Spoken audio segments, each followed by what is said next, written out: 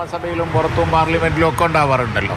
പക്ഷേ ഇതിപ്പോൾ അത് ഒരു PR ഏജൻസി ചെയ്തിരിക്കുകയാണ് എന്നാണ് പറയുന്നത്. അപ്പോൾ PR ഏജൻസികളെ ഏറ്റവും കൂടുതൽ അപ്പോയിൻ്റ് ചെയ്തിരിക്കുന്നതും ഇത്തരത്തിലുള്ള കാര്യങ്ങൾ ചെയ്യുന്നതും ഒക്കെ ദേശീയ തലത്തിലാണ്.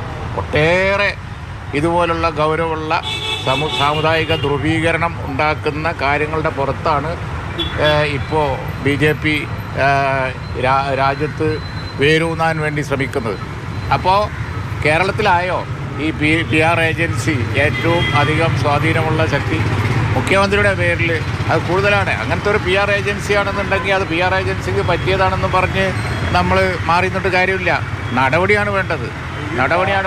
ഇതൊരു വിവാദമായ ഭാഗം പിന്നീട് ചേർക്കണമെന്ന് ആവശ്യപ്പെട്ട് സമീപിച്ചു എന്നാണ് എനിക്ക് പറയുന്നത്. അതൊക്കെ കാര്യങ്ങൾ ഒന്നുകൂടി ഗൗരവമാക്കാണ്. എന്തിന് അതെ. അപ്പോൾ ഇതിപ്പോൾ ഒരു ജനവിഭാഗത്തെ തീവ്രവാദികൾ ആക്കാനുള്ള ഒരു ശ്രമം നടക്കുകയാണല്ലോ. നമ്മൾ എന്തുമാത്രം കേരളത്തിൽ ഇത് വിലപ്പോവില്ല എന്നുള്ളത് വടകര തെരഞ്ഞെടുപ്പ് കഴിഞ്ഞപ്പോൾ നമ്മൾ കണ്ടില്ലേ. വടകര തെരഞ്ഞെടുപ്പിൽ കാഫിർ വിവാദം വന്നു. ജാതി മതമൊന്നുമില്ലാതെ എല്ലാവരും കൂടി എതിർത്ത് വോട്ട് ചെയ്ത് അതിനെ പരാജയപ്പെടുത്തില്ലേ, ആ വിഷയത്തെ പരാജയപ്പെടുത്തിയില്ലേ.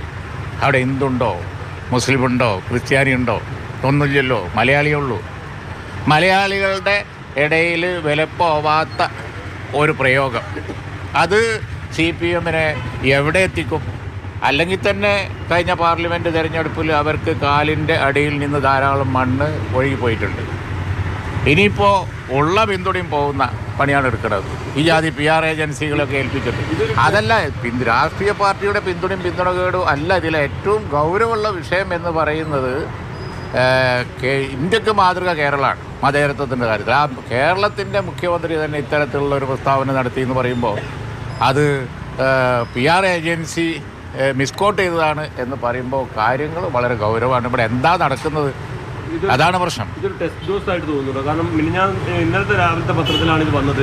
ഇന്നലെ കാര്യമായ പ്രതികരണമൊന്നും ഉണ്ടായില്ല. ഇന്നിപ്പോൾ 48 മണിക്കൂർ കഴിഞ്ഞപ്പോഴാണ് ഇതിലൊരു സംശയം മുഖ്യമന്ത്രി പ്രകടിപ്പിക്കുന്നത്. ഇതൊരു ടെസ്റ്റ് ഡോസ് ആണോ PR? അല്ല, ഇത് ഓരോ ദിവസം കഴിയുന്തോറും ഇതിലുള്ള പ്രതികരണങ്ങൾ വർദ്ധിക്കേ ഉള്ളൂ.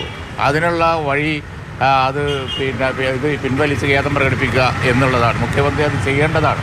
കാരണം എന്താണെന്ന് വെച്ച് കഴിഞ്ഞിട്ടുണ്ടെങ്കിൽ കേരളം ഇതിന് വഴിമരുന്നിട്ട് കൊടുക്കാൻ പാടില്ല. അദ്ദേഹം തന്നെ മുഖ്യമന്ത്രി തന്നെ പല പ്രാവശ്യം പല വിഷയങ്ങളും വന്നപ്പോൾ പറഞ്ഞിട്ടുണ്ടല്ലോ, വർഗീയത പരത്തുന്ന വിഷയങ്ങൾക്ക് വഴിമരുന്നിട്ട് കൊടുക്കരുത്. ഇതിപ്പോൾ അദ്ദേഹം തന്നെ ചെയ്ത പോലെയല്ലേ. ഇനി അദ്ദേഹം ചെയ്തതല്ല, അദ്ദേഹത്തിൻ്റെ പേരിൽ ഒരു PR ഏജൻസി ചെയ്താണെങ്കിൽ ആ PR ഏജൻസിൻ്റെ പേരിൽ നടപടി മാത്രം പോരാ. ഇതിപ്പോൾ എന്താണെന്ന് വെച്ച് കഴിഞ്ഞാൽ ജനങ്ങൾ ഏറ്റവും അധികം ഇന്ന് ഇന്ത്യ രാജ്യത്ത് ഭയപ്പെടുന്നത് വർഗീയ ധ്രുവീകരണത്തെയാണ്. വർഗീയ ധ്രുവീകരണത്തിന് കേരള മുഖ്യമന്ത്രി അത് ഒരു PR ഏജൻസി ഒഫീഷ്യലായിട്ട് കേരള മുഖ്യമന്ത്രിയുടെ പേരിൽ ഇങ്ങനെ ഒരു പ്രചരണം നടത്തി എന്ന് പറഞ്ഞാൽ അത് അതീവ ഗൗരവമുള്ള വിഷയമാണ്. ഇന്നലെ പ്രതികരണം ഉണ്ടായില്ല, ഇന്ന് പ്രതികരണം, നാളെ അതിലേറെ പ്രതികരണം ഉണ്ടാവും. ഈ CPM-ന്റെ നയം വ്യതിയാനം വരുന്നതായി തോന്നുന്നുണ്ടോ? അതാണ്, ഇതൊരു നയവ്യതിയാനം തന്നെയാണ് എന്ന് ആളുകൾ ചിന്തിച്ച് തുടങ്ങൂലേ. കാരണം കഴിഞ്ഞ പാർലമെൻറ്റ് തിരഞ്ഞെടുപ്പിൽ ഇപ്പോൾ കാഫിർ വിവാദം ഉണ്ടായി. അവർക്ക് മനസ്സിലായിക്കൂടെ അതുകൊണ്ടൊരു കാര്യമില്ല എന്നുള്ളത്. ഇത് കേരളമാണ്. ആളുകൾ ഇത്തരം മതേതര പാതയിലല്ലാതെ ആളുകൾ നിൽക്കൂല കേരളത്തിൽ. അതുകൊണ്ട് തന്നെ ഇപ്പോൾ കാഫിർ വിവാദം കൊണ്ട് അവർക്ക് ദയനീയമായ തോൽവി പറ്റിയില്ലേ. അതിൻ്റെ ചൂടാറും മുമ്പ് ഇപ്പോൾ വന്നിട്ട് ഇതുപോലുള്ള ഒരു കാര്യം ഇത് ഇപ്പോൾ ഞാൻ പറയട്ടെ, ഇതിപ്പോൾ പല ആളുകളും പ്രയോഗിച്ച് അതിൻ്റെ ഒരു ഇത് യേശൂല, ഇതൊരു വക്കുപോയ വാളല്ലേ. അപ്പോൾ കാരണം വെച്ചാൽ ഇത് BJP നിരന്തരം പ്രയോഗിച്ച് നോക്കുന്ന സംഗതിയല്ലേ മലപ്പുറം. അങ്ങനെ ഈ മലപ്പുറം എന്നുള്ള വാക്ക് PK കുഞ്ഞാലിക്കുട്ടിയാണ് മാധ്യമങ്ങളോട് സംസാരിക്കുന്നത്. മുഖ്യമന്ത്രിയുടെ വിവാദ അഭിമുഖവും തുടർന്ന് വന്ന ഹിന്ദുവിന്റെ